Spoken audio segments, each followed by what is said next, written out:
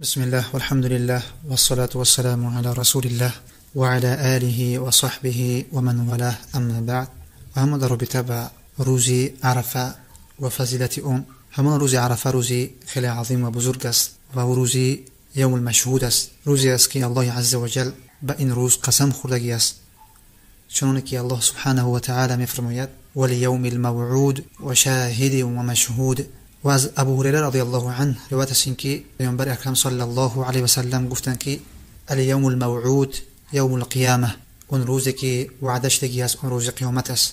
و الیوم المشهود یوم عرفه، و اما اون روزی که مشهود است، شاهد شدگی است، اون روز عرفه است. و شاهد یوم الجمعه، و اما شاهد این روزی جمعه است، چون که در سنن ترمذی بر روایت ابو هریره رضی الله عنه آمده است. بغوی رحمه الله فرمود که والاکثرون ان الشاهد یوم الجمعه والمشهود یوم عرفه.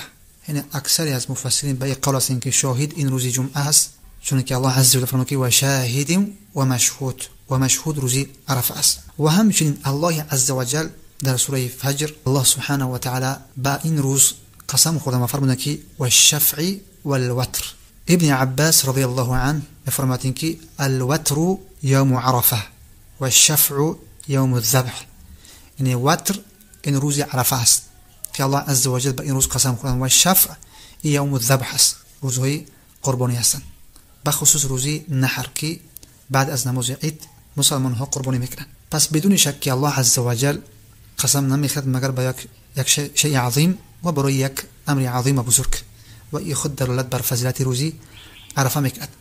و همچنین روزه گرفتن روز عرفه برای کسانی که غیر حاجی هستند از سنت های مؤکده است و خیلی فضیلت عظیم و بزرگ دارد، و حتی سبب می شود که کفاره 2 سال از گناه های شخص بشود، هم سال گذشته و هم سال بعد. چون که حدیث بر روایت ابو قتاده انصاری رضی الله عنه میاد که ان رسول الله صلی الله علیه و سلم سئل عن صوم یوم عرفه. رسول اکرم صلی الله علیه و سلم سوال کرد از روزه گرفتن روز عرفه. فقال النبي صلى الله عليه وسلم يكفر السنة الماضية والباقية.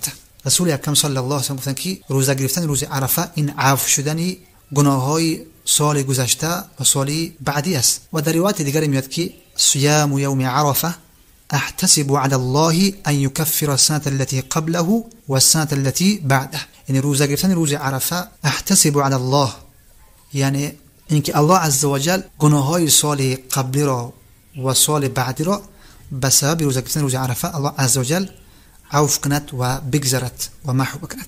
پس این بیانگر فضیلت روزه گرفتن روز عرفه است. و همچنین در این روز عرفه تکبیرهای مقید شروع میشوند که برای کسانی که حاجی نیستند بعد از نماز فجر در روز عرفه تا بعد از نماز عصر ایام تشریقی روز 11 12 13 است. اجماعی سلف رحم الله است اینکه تکبیرهای مقید شروع میشوند که الله اکبر الله اکبر لا اله الا الله والله اکبر الله اکبر ولله الحمد.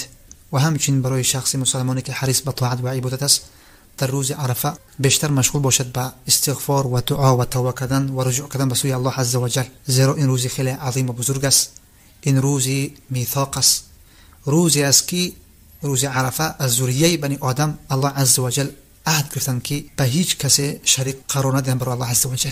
و روز عرفه روزی هست که در این روز الله عز و جل یک تعداد را الله عز و جل از آتش جهنم الله عز و جل خارج میکند و اونها را داخل جنت میکند. و روز عرفه روزی هست اینکه انسان به توسط این روز به الله عز و جل نزدیک میشود. و روز عرفه این روزی هست اینکه دعا است و روز استغفار است و روز توبه است و روز نزدیک شدن به الله عز و جل است. بدون شکی از روزهایی است که شخص به توسط این میتونه که به الله عز و جل نزدیک بشود، و از روزهایی است که یکی از اسباب اجابت شدن دعا است.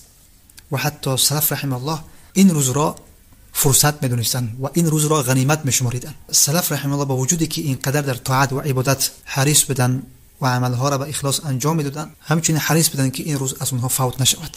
با دعا و استغفار و رجوع کردن به سوی الله عز و جل، الله عز و جل من شما را توفیق بدهد. دیگر از عملهای خوبی که هست که شخص میتونه که در روز عرفه انجام بدهد، بدون شک اجر عظیم و پاداشی خیلی عظیم و بزرگ داره. سبحانك اللهم